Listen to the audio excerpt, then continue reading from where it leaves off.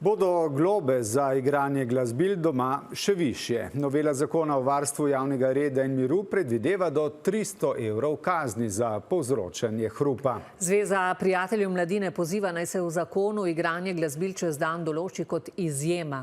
Kritični so tudi v glasbenih šolah, kjer pravijo, da bi morali igranje glasbil spodbujati, ne pa omejevati. Urša Vrečar. Domača vadba klavirja, harmonike, bobnov ali na primer violine. Za nekatere sosede pa povzročanje hrupa, ki se, kot so na lastni koži doživele številne družine, ko so jim na vrata iznenada potrkali policisti, lahko kaznuje z globo v višini dobrih 100 evrov. Policaja v uniformah sta moji hčerki in nam razložila, da je to prepovedano 24 ur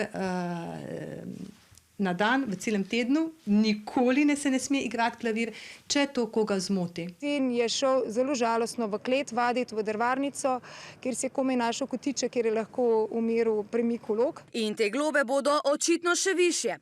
Predlog zakona o varstvu reda in miru namreč predvideva, da se z globo od 150 do 300 evrov kaznuje tiste, ki tudi za uporabo glasbila motijo mir. In kvečemu bi to mogli spodbujati s takimi zakoni oziroma omejitvami, bomo pa to kvečemu še zatrli in pospešali še več preživetega časa na ekranih, kar bi pa se mi zdi mogli to omejiti, ne pa igranje inštrumenta. Poudarja ustanovitelj glasbene šole Bučar, ki poučuje diatonično harmoniko. Recimo ravno pri igranju harmonike, da bi to kvečemu spodbujali tudi zato, da gre naprej ljudsko izročilo, ker to je le naš inštrument in je pomembno tudi iz tega vidika. In zdaj, harmonika je kar glasen inštrument, če bomo na ta način še zatirali oziroma omejevali, to ni v redu. Naj se v zakonu igranje glasbil določi kot izjemo, na primer med 8 zjutraj in 9 uro zvečer,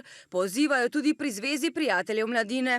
Obenem želijo, da se v zakon zapiše možnost mediacije oziroma posredovanja in dogovora med sosedi pred izrekom kazni. Se mi zdi, da je med ljudmi čezdalje več te napetosti pa nepotrpežljivosti, in to se kaže tudi v tem, da težko poslušajo, ko nekdo vadi inštrument. Z notranjega ministrstva odgovora danes nismo prejeli.